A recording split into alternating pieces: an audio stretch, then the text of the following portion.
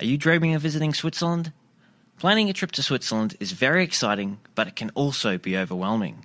How do you choose which of the many scenic cities, towns and villages to visit? Which mountaintop excursions should you take? And what's the best way to get around Switzerland? And of course, how much of the country can you realistically see within your time frame? If you've asked yourself any of these questions, this is the podcast for you. This is the Holidays to Switzerland travel podcast, and in each episode, your host Carolyn Schonnefinger chats with Swiss travel experts to answer your most commonly asked questions, provide practical tips, and take you on a virtual visit to the most popular destinations, and of course some hidden gems to help you plan your dream trip to Switzerland. And you'll hear plenty of conversations about Swiss cheese and chocolate too. Are you ready to plan your trip to Switzerland? Well, let's get started. Grüezi, welcome to this week's episode. The Jungfrau region is one of the most visited regions in Switzerland, so it's great to have Kelly Joss from Jungfrau Region Tourism joining me today. Kelly has lots of helpful information about the region and some great tips to share with us today. If a visit to the Jungfrau region is part of your Swiss vacation plans, you'll get plenty of ideas and inspiration from this episode. Welcome, Kelly. Yes, thank you for the invitation, Caroline. I'm very happy to tell you more about our beautiful holiday destination. As you hear from the name, it's a whole region. So the Jungfrau region consists of 5 different villages, which include Grindelwald, Wengen, Mürren, Lauterbrunnen, and the Haslital. And it's really located in the heart of Switzerland. So you might heard about the town of Interlaken already. So Interlaken is between the lake of Thun and Brienz, and the villages of the Jungfrau region are up in the mountains. So from Interlaken, it's only half an hour to reach the Jungfrau region. So it's very easy to reach from everywhere in Switzerland, actually. Fantastic. We'll talk more about those villages that you mentioned in a little bit. But first of all, can you tell us what makes the Jungfrau region a must-visit destination? Because it is certainly one of the most visited regions in Switzerland. What is it that draws people to the region? Yes, so as you just said, it's already a quite famous destination. So there are some highlights which are popular all over the world, like the Jungfraujoch, the top of Europe, the highest railway station in Europe is quite famous all over the world, and also the Schilthorn, the other famous mountaintop. But it's not only the highlight attractions that are special about the Jungfrau region. So I think what's special about the region is that it's very unique and various. So you have a lot of different activities and experience for everyone. So it doesn't matter if you're older or younger, if you are traveling alone or with the family, if you are rather sporty or not. So the Jungfrau region really offers countless outdoor activities and also cultural experience, like visiting alpine dairies or also discovering local handicrafts and culinary delights. So it's a very various and unique destination to visit. There's certainly something for everyone there. So what are the main things to do if someone is coming to the region for just a short time? What are the main things that they tend to do? So as the Jungfrau region is a mountain destination, it's actually all about the outdoor activities. So in summer, it's mostly hiking and mountain biking. You can swim in mountain lakes. If you are not really into hiking, you can discover the famous mountaintops like Jungfraujoch or Schilthorn as well with cable cars. There are also numerous different cable cars, not only these 2 famous ones, but there are many places you can visit by train or cable car. You can also experience adventure activities like paragliding, or on Schilthorn and on Grindelwald First, there's a thrill walk. So it's also a lot to do for adventurous people. And in winter, it's mostly about skiing, but also a lot of non-skiing activities like winter hiking or sledging or spa. So it's really about experience the mountains in summer and winter, or actually all year round.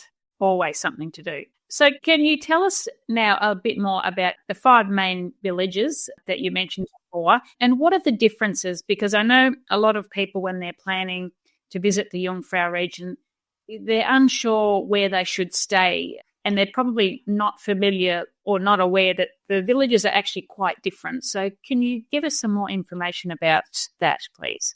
Yeah, sure. So they are similar, but still quite different. So let's start with Grindelwald. Grindelwald is the biggest village in our region, and it's also the starting point to the Jungfraujoch, or also Grindelwald First. Grindelwald has around 50 hotels, so you will find everything in Grindelwald, from hostels to mountain huts, holiday apartments, and even up to a 5-star hotel.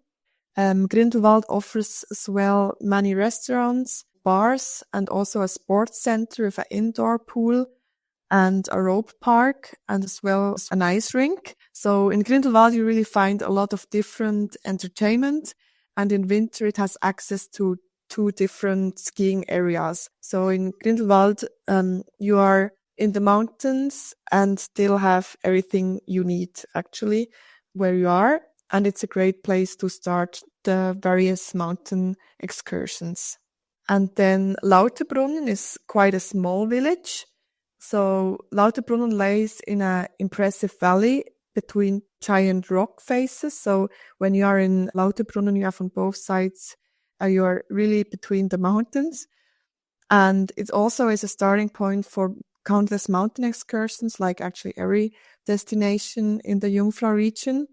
And Lauterbrunnen is famous for its waterfalls. So it's called to be the Valley of the 72 waterfalls, including the famous Staubbach waterfall, which you see from the train station. So you arrive in Lauterbrunnen and already see this beautiful waterfall. The Staubbach Fall is one of Europe's highest free-falling waterfalls. And from Lauterbrunnen, you can go up on one side to Wengen or to Mürren, and you can reach both destinations within few minutes. So Wengen is on the one side. It lays high above the Lauterbrunnen Valley at the foot of Eigermönch and Jungfrau, and it can only be reached by train from Lauterbrunnen. So that's quite special about Wengen. It's car-free, or it's mostly car-free, so you cannot drive up, but some hotels use cars for hotel shuttles. And Wengen is also the perfect starting point to go skiing. So the ski area connects Wengen and Grindelwald. And in Wengen, every year there's a famous skiing World Cup downhill race, the Lauberhorn downhill race, which is held in January. So Wengen is a bit smaller than Grindelwald and a bit more remote, but still offers a lot to do. And then on the other side of the Lauterbrunnen Valley, there's Mürren. With 1,650 meters above sea level, Mürren is the highest permanently inhabited village in the canton of Bern. So it's really special because you're really in a charming mountain area in Mürren, and it's also a very sunny terrace. So you have a lot of sun because it's mostly above the fog in Mürren. Mürren is also car-free, so that makes it a bit more special because you're really in the mountains without any cars. And special about Mürren is the Schilthorn. So at the Schilthorn was the filming location for the Bond film On Her Majesty's Secret Service from 1969. And the success of the film has still left its mark on the village, so it's still famous for this movie. And you can reach Mürren from Lauterbrunnen by cable car up to Grutsch Alp. And then from Grutsch Alp, you can take a little train with a very scenic and beautiful view. Or on the other side, you take the bus from Lauterbrunnen to Stechelberg and then up with the Schilthorn cableway. So it's 2 different ways. And it's quite special because you reach the village from 2 different sides. But the village is quite small. You can easily walk from one side to the other side and do one way and then the other way if you want to see both of it. And then the 5th destination is the Haslital. So the Haslital is a whole area at the other side of the Lake of Brienz, and actually also consists again of 6 different villages. But Meiringen is the main village, and the Haslital is nestled between different mountain passes. So it's less known than Meiringen, and it's also smaller than, for example, Grindelwald. And it's a very family-friendly destination and offers a wide range of activities and also an awareness of tradition and culture. And it's more of a hidden gem because it's still less known than Grindelwald or Wengen. So it really depends on what you're looking for if you choose a destination in the Jungfrau region. But as everything is very well connected by public transportation, it's also no problem to stay in one village and then visit another because it's really close together, everything. I know that Grindelwald is only about 30 minutes from Interlaken, and as are the other villages around there. But what about Meiringen? So if someone is thinking of, that sounds like a bit quieter, perhaps we might like to stay there. How long does it take to reach there from Interlaken? Yes, it's even a bit closer than Grindelwald. From Meiringen, from Interlaken to Meiringen, it's about 30 minutes by train. So it's quite near from Interlaken as well. And you could also stay 2 nights in Meiringen and then 2 nights in Grindelwald. Meiringen and Grindelwald is even connected over a mountain pass, the Grosse Scheideck. So you could also visit Meiringen, and then it's only in summer, take the bus over the Grosse Scheideck to visit Grindelwald. So it's a nice destination to visit as well because it's so well connected. Okay, so this brings me on to my next question. Is a car necessary when people are visiting the Jungfrau region? Yeah, so it's really not necessary. So you can visit by car if you want, but it's really not necessary as you can easily get everywhere by public transportation. And I would also recommend it to everyone to use public transportation as it's really the best and easiest way to explore Switzerland and also the Jungfrau region because the rail network is really outstanding and you can reach every destination by train or by bus. That's right. So if you were visiting the region and you're planning on doing some mountain excursions, for example, you can only reach those mountain summits via cable car or mountain railway. So you're going to be leaving your car parked in the parking garage anyway. Exactly, yes. So I think it's even easier because you are more flexible. You can take the train and take the gondola, and maybe if you go down the other way, then you don't have to go back to get your car. So it's even easier to take public transportation, so you are more flexible. And what can you tell us about the regional rail passes that are available for the Jungfrau region? Yes, so there are different rail passes. You might know for whole of Switzerland, it's the Swiss Travel Pass. If you are only traveling to the Jungfrau region, there's the Jungfrau Travel Pass. That's valid for the whole Jungfrau rail network. But for the Jungfraujoch, you have to pay a little bit extra, but all the other railways are included. So if you're staying like 3, 5 or even more days in the Jungfrau region, it's really useful to have this pass because you can get everywhere with this pass in the Jungfrau region. And then if you're visiting, let's say, another destination in Bern, like the city of Bern or another valley of the Bernese Oberland, I would recommend the Berner Oberland Pass as it's valid for the whole Bernese Oberland. So with the Bernese Oberland Pass, it covers really most of the canton of Bern or the Berner Oberland. So you can visit Grindelwald and then take the train to Bern or even to Lucerne. It's all covered with this pass. So there are really great railway passes which cover a lot. Now, I know that visiting the Jungfrau region is a good idea any time of the year, but do you have a favourite season, or is there a season that you recommend people would visit? Yes, so as you said, the Jungfrau region is really an all-year destination. I personally would recommend the Swiss autumn or spring. So in May or June or in September or October, because it has less people than July or August. So July and August are really high season. And in spring and autumn, it's also not as hot as in summer. So the temperatures are still mild and it's perfect for hiking.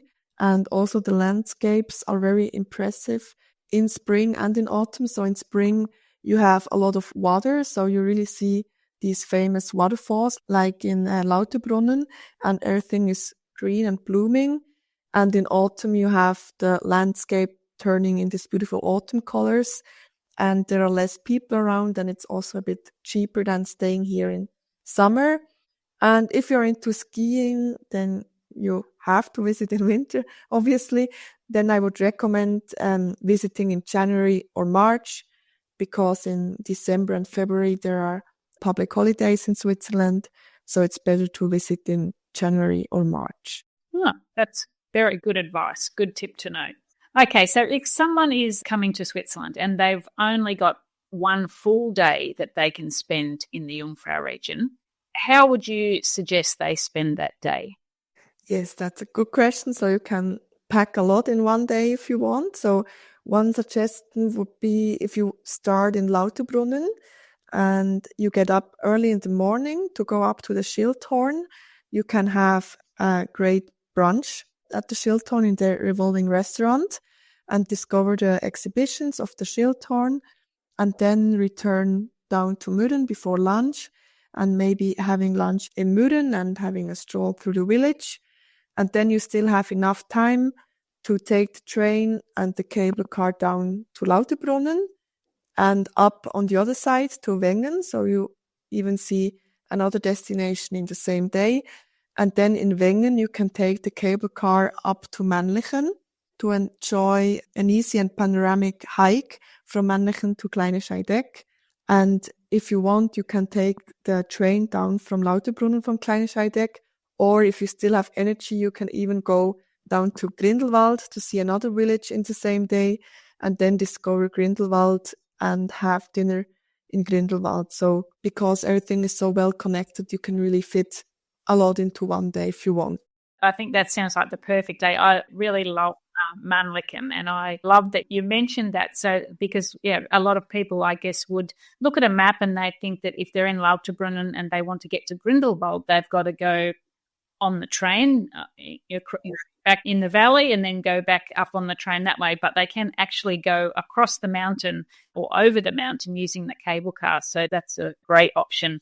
That's really nice. So you can go from Mürren down to Lauterbrunnen, up to Wengen, and then over the mountains again to Grindelwald. You have to get a bit into it to see which village is connected with which one and how does it work. But I think if you visit, it's really easy to get into it and to find out how the cable cars work, and also because everything is very well signed, and also like the hiking paths are very well signed, so you don't have to be a professional hiker to get into it, as it's really easy to understand, I think. Yes, and I'm sure there's a hiking map or a map of the region on your website as well, so that people can have a look. And I know that they're readily available in the region. You can pick one up at the tourist offices and yes, so forth. Exactly. Yeah, which is very handy.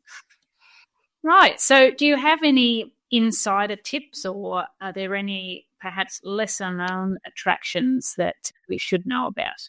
Yes, so for Grindelwald, there's the Pfingsteck. That's a bit less known. That's a small cable car going up to Pfingsteck. It's only open in summer, but it's really a nice excursion for a half a day or so. And it's really nice for families, as it has a playground and a toboggan course, a summer toboggan course, and a fly line. So it's a really nice mountain excursion for families, or for everyone else, of course, too.